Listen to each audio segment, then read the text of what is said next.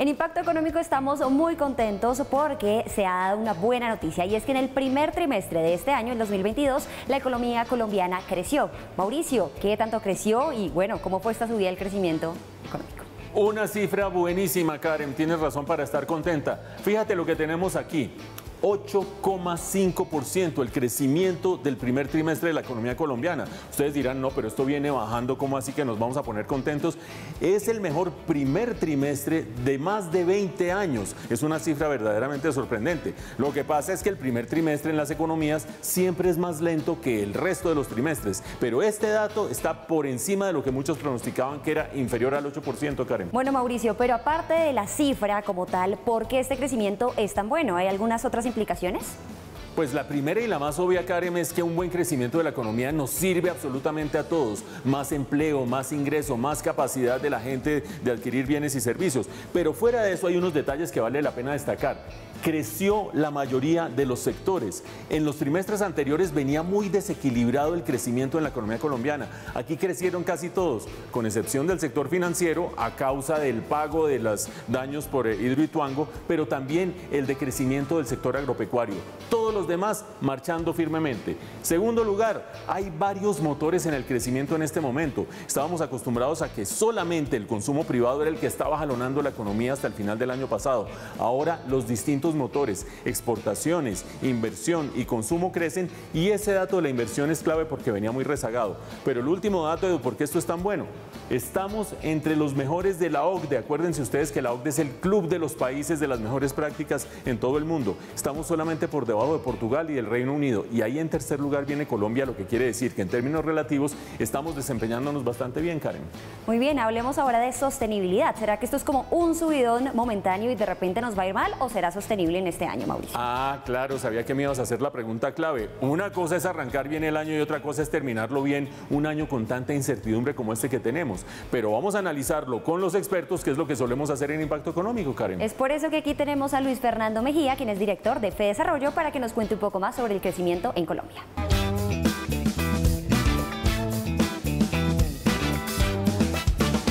Así es, Karen, tenemos con nosotros al director de FEDesarrollo, que cada cierto tiempo nos ayuda a entender qué es lo que está pasando con el entorno. Bienvenido, Luis Fernando Mejía, Impacto Económico. Hola, Mauricio. Hola, Karen. Un saludo muy especial. Gracias por la invitación. Bueno, Luis Fernando, todo el mundo ve este primer trimestre que terminó con 8,5% de crecimiento y se imagina que esto va a ser así todo el año. ¿Esto es sostenible? ¿Esta cifra es sostenible en el resto del año? Mauricio, no, pues mire, primero la cifra es muy buena, superó ampliamente las expectativas del mercado que estimaban un crecimiento cercano al 7%. Colombia continúa liderando esa cifra de recuperación económica en América Latina, pero también hay que recordar que hay un efecto base. Se está comparando este crecimiento contra el primer trimestre del 2021, en donde todavía estábamos en problemas, estábamos encerrados con el tercer pico de contagios. Así que las cifras de crecimiento continuarán siendo buenas, pero seguramente en niveles mucho más normales, cercanos al 5,5%, que muestran una dinámica de recuperación, pero de nuevo con unas cifras de crecimiento un poquito más bajas.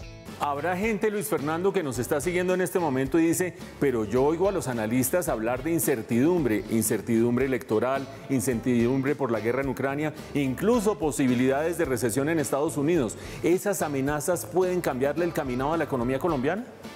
Sin duda, Mauricio. Mire, uno de los elementos que ya se empieza a hablar de manera consistente es que puede haber un riesgo de una recesión económica mundial, todavía no con alta probabilidad, pero los efectos relacionados justamente con el conflicto de Ucrania-Rusia, lo que puede generar en términos del precio de las materias primas, los commodities básicos, y adicionalmente las restricciones que se están dando en China a raíz de lo que es la política de cero COVID, que también podrían impactar el comercio mundial. Así que los riesgos a nivel internacional siguen siendo altos y hay que monitorear con mucho cuidado porque esto podría tener afectaciones en el crecimiento económico de nuestro país.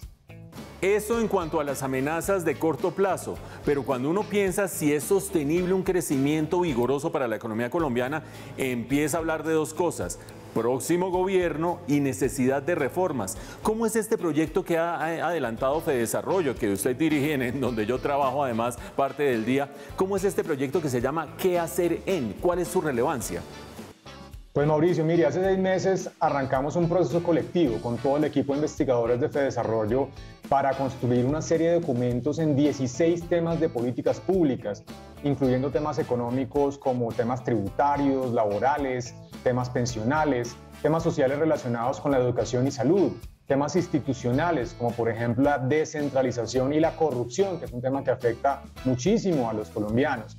Todo ese tipo de temas los hemos analizado de una manera muy concreta en documentos que no son de más de 4 páginas, que identifican cuáles son los grandes problemas, cuáles son las causas de esos problemas y finalmente, lo más importante para estar de manera constructiva, cuáles son las propuestas de FEDesarrollo para resolver justamente esos problemas identificados. La idea, Mauricio, es que estos documentos sirvan como una hoja de ruta para que el gobierno entrante pueda tener justamente esa priorización de cuáles son los elementos que podrían impactar más rápidamente la economía, la sociedad y mejorar los indicadores de crecimiento económico y, por supuesto, reducir la pobreza.